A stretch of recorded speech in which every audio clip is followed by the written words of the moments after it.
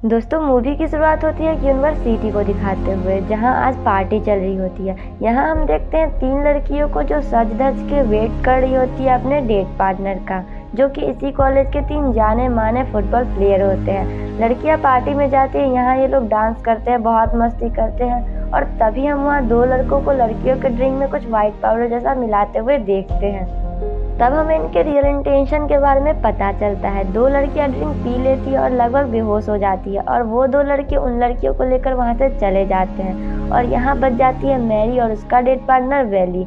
Mary drink नहीं पीती है, इसलिए वो अभी होश में होती है, और जब वो वहाँ से बाहर जाती है तो वो देखती है कि वो 2 लड़के उसकी फ्रेंड को फोर्सफुली वहाँ से ले जा रहे होते हैं। मैरी उनके इरादे को समझ जाती है और वहाँ से भागने लगती है, पर वैली भी उसे देख चुका होता है और उसे पकड़ने के लिए उसके पीछे भागता है। फिर भागते हुए वो दोनों पहुंचते हैं एक स्टोर रूम में, जहां वैली मैरी को फोर्सफुली वहां से ले जाने की कोशिश करता है, पर मैरी उससे बचने के लिए उसके हाथ पर दांत से कट कर देती है, और वैली भी गुस्से में मैरी को एक पंच मारता है, जिससे मैरी का सर जाके टकराता है एक टेबल से और वो बेहोश हो जाती है। वैली उसे देखता है तो मैरी सांस नहीं ले रही होती है, और वो ये सब देख के बहुत घबरा जाता है और मैरी की लाश को छुपा देता है वहां पर एक बॉक्स में।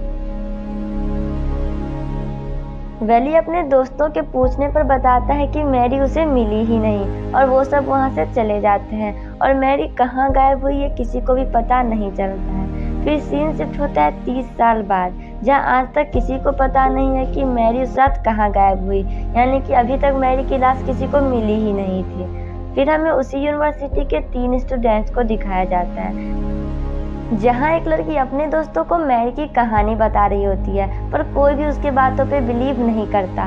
पर उसकी ही एक दोस्त सैम कहती है इसकी कहानी तो बिल्कुल ब्लडी मैरी जैसी है, नाम भी दोनों का सेम है। पर ये लोग मजाक ही कर रहे होते, पर मजाक में ही सैम ब्लडी मैरी का नाम 3 बार ले लेती है, और तभी हमें उनके घर के बाहर एक लड़की के आत्मा को दिखाया जाता है। उसके कुछ देर बाद ही इन लोगों के साथ कुछ अजीब होता है, पर फिर आगे का सीन हमें नहीं दिखाया जाता है, और फिर हमें सुबह का सीन दिखाया जाता है, जहां ये तीनों लड़कियां अपने कमरे से गायब होती है। सुबह लड़कियों के नहीं मिलने पर सैम के पेरेंट्स पुलिस में कंप्लेन करवाते हैं। सैम के स्टेपडेड एक इम्पोर्टेंट पॉलिटिकल लीडर है, जिससे इस केस पे खास ध्यान दिया जाता है। पर थोड़ी देर बाद सैम और उसके दोस्त वो घर वापस आ जाते हैं।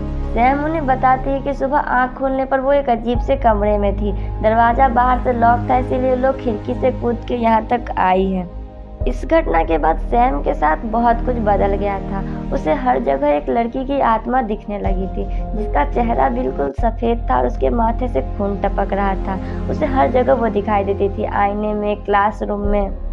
इन सब घटनाओं से सैम बहुत डर जाती है और वो किसी से कुछ कहती भी नहीं है, पर अपने भाई डेविड के बहुत पूछने पर वो बताती है कि ये सब काम फुटबॉल टीम के 3 प्लेयर बक, रॉजर और टॉम का है।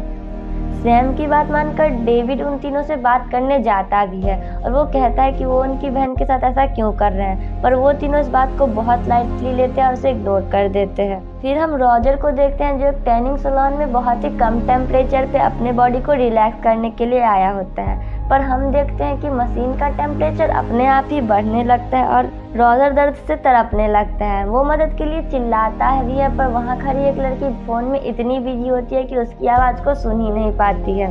थोड़ी देर बाद जब लड़की वहाँ जाती है तो उसे वहाँ पे रॉजर की जली हुई लाश मिलती है। बक और टॉम को लग रहा होता है कि रॉजर की मौत में डेविड का हाथ है। फिर जब ये लोग ग्रेवयार्ड में मिलते हैं तो सैम देखती है कि रॉजर के पिता मिस्टर जकोबी चोरी छुपे एक फूल एक ग्रेव पे चढ़ा रहे होते हैं। पता करने पे सैम को पता चलता है कि ये ग्रेव उसी लड़की का है जो उस रात गायब हुई थी, यानी कि मैरी की।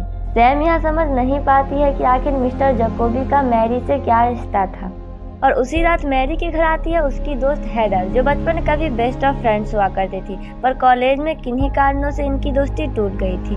मैरी के घर हेदर ये बताने आई होती है कि बक को शक हो रहा है कि रॉजर की मौत में डेविड का हाथ है, वो इतना कहती है कि वहाँ पे डेविड आ जाता है और फिर हेदर मैरी को एक बुक दे करके वहाँ से चली जाती है। मैरी को उस बुक में एक एनवलप मिलता है जो किसी ने हेदर को भेजी हुई थी।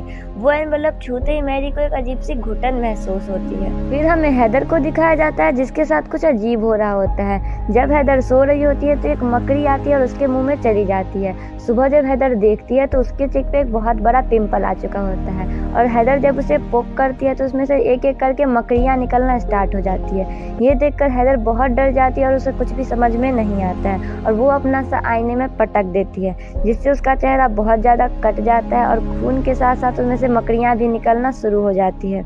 हेदर इससे बहुत ज़्यादा परेशान हो जाती है और अपना ही चेहरा घिंच के बाहर निकालने लगती है। बहुत ज़्यादा ब्लीडिंग के कारण वहाँ उसकी मौत भी हो जाती है। और जब हेदर की आवाज़ सुनकर सैम वहाँ आती है तो उसे मिलती है हेदर की मकड़ियों से भरी लहूलुहान लाश।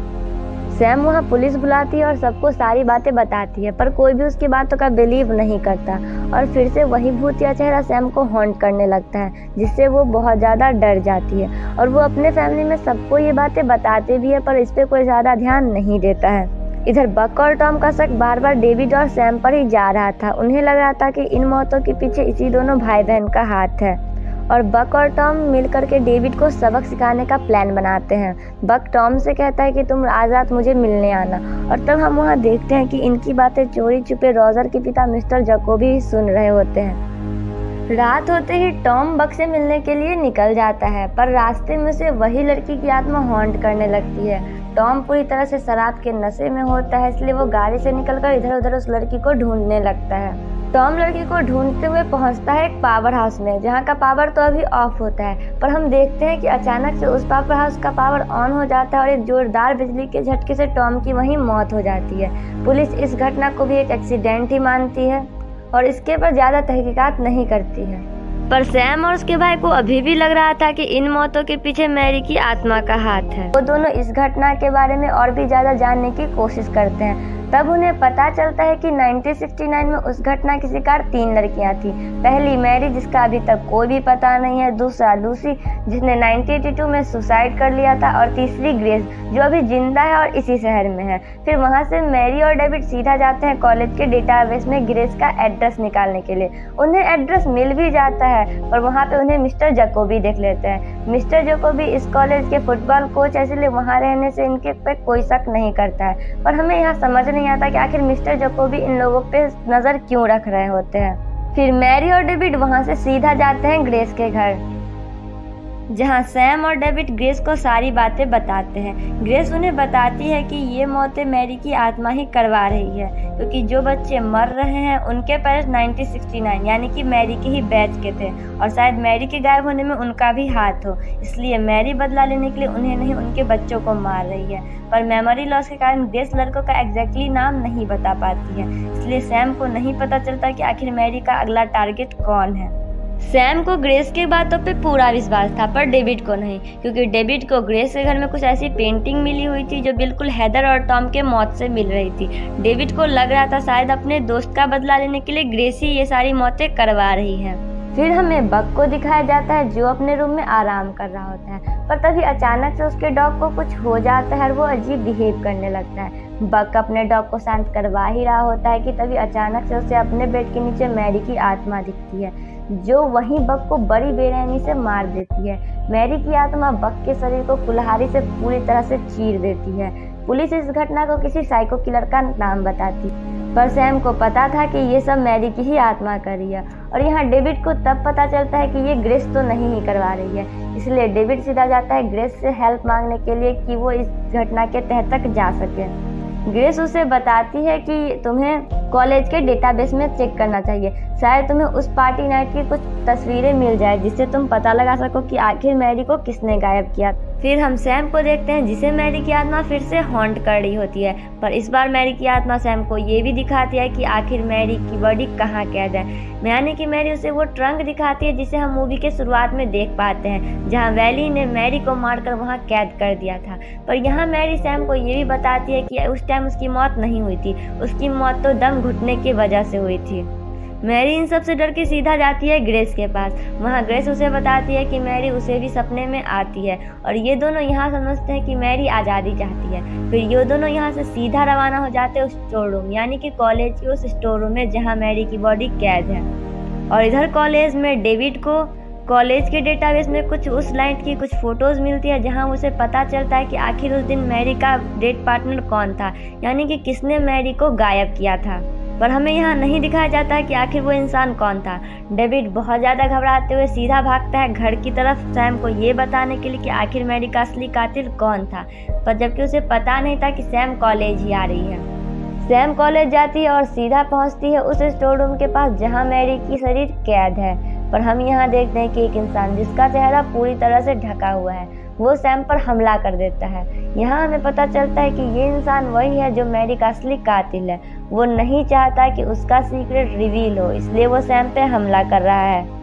पर सैम बड़ी चालाकी से उस डेड व्यक्ति को ही एक रूम में बंद कर देती है और उस स्टोर रूम में पहुंच जाती है और उसे वहां उस ट्रंक में मैरी का सारा गला लाश मिलता है, जिसे लेके वहां सीधा जाती है ग्रेस के पास। पर वो देखती है कि ग्रेस को किसी ने बेहोश कर दिया है। ऑफ कोर्स उसी व्यक्ति ने किया होगा, इसलिए ड्राइव भी खुद सैम को करना पड़ता है और वो सीधा मैरी के लाश को लेकर के पहुंचती है ग्रेवयार्ड में।